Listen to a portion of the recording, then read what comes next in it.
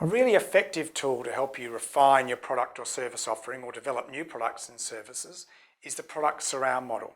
And the product surround model is based on the concept of the Pareto principle, 80-20 rule. Basically it says in any product or service there's a core, and that core covers 80% of your costs normally, but only has an impact on customers' value of 20%. So 80% of the costs, but the customer value impact is much less, at around 20. It's the things that surround the core of your offer that actually have a much disproportionate impact on your customers compared to cost. So the surround could be 20% of your costs, but in fact have an 80% impact on customers. So the question you all need to do when we're thinking about your business or your clients' businesses is what's core and what's secondary?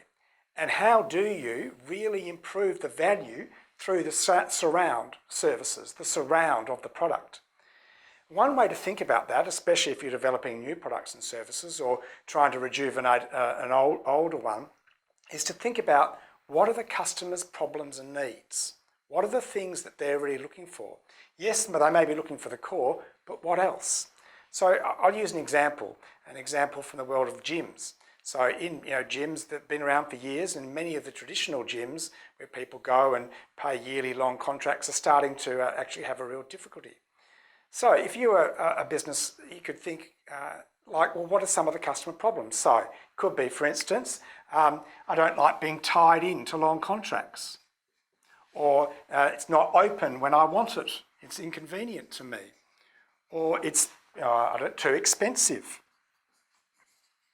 or keep on thinking, keep on brainstorming, it's too crowded. And you could go on thinking about some of the problems that current customers of gyms have. So if you think about that, well, there's a business called Jets or 24/7, any of the new models out there which are open all the time.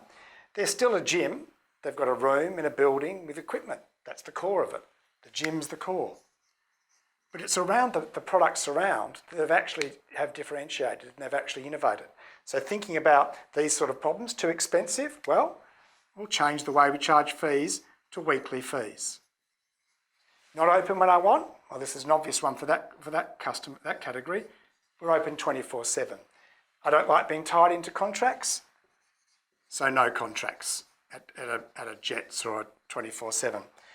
Too crowded? Well, in their instance, they have no classes. There's no flood of people when classes finish. And you can go on, you can see how it works.